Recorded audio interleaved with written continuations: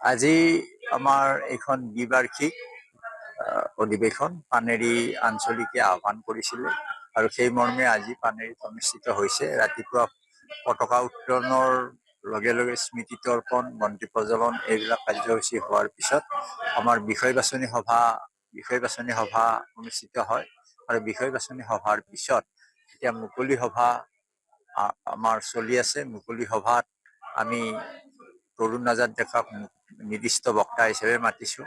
তাৰোপৰি আমাৰ সদৌ অসমৰ মহিলা গোটৰ যিগৰাকী বাইদেউ তেওঁ আহিছে, তেখেতে আমাৰ ইয়াত ভাষণ ৰাখিছে, নিৰ্দিষ্ট বক্তাই সুন্দৰ ভাষণ ৰাখিছে।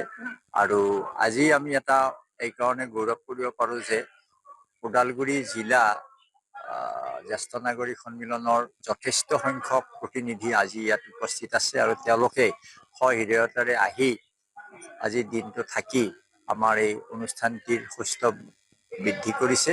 আৰু এই চেগতে মই তেখেতসকলকো ধন্যবাদ জনাইছোঁ।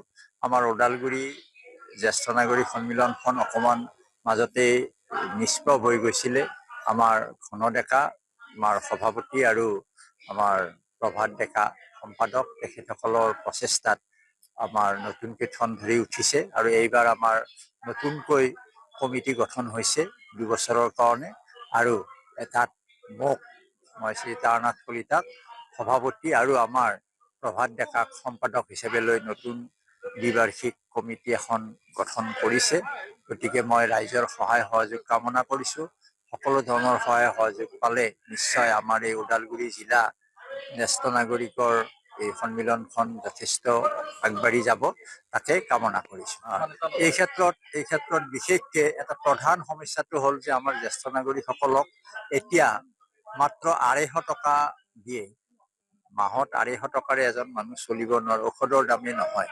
গতিকে মই আপোনালোকৰ চেনেলৰ জৰিয়তে মই চৰকাৰক আহ্বান কৰিব বিচাৰিছোঁ যাতে আমাৰ এই জ্যেষ্ঠ নাগৰিকৰ যিটো তেওঁলোকে আমাক দিছে, পইচা অলপ দিয়ে, সেইটো বৃদ্ধি কৰি 2500 টকা দিলে বেছি সুবিধা হ'ব বুলি মই আশা ৰাখিছোঁ। আৰু ইয়াৰ দ্বাৰা চৰকাৰৰ ওচৰত এটা বিনম্ৰ অনুৰোধ জনাইছোঁ, তেখেতসকলে যাতে এই ক্ষেত্ৰত বিবেচনা কৰে আৰু জ্যেষ্ঠ নাগৰিকসকলক যাতে এইটো এটা সুবিধা দিয়ে, তাকে কামনা কৰিছোঁ। আমাৰ অসম জ্যেষ্ঠ নাগৰিক সন্মিলনীয়ে যোগাযোগ কৰিছে, চৰকাৰৰ লগত যোগাযোগ কৰিছে, মেমৰেণ্ডাম দিছে, কিন্তু চৰকাৰে এতিয়ালৈকে একো কৰা নাই।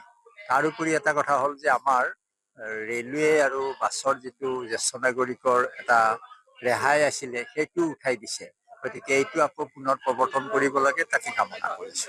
যিকোনো খবৰৰ বাবে যোগাযোগ কৰক 7099017330 লগতে 7099017110 নম্বৰত।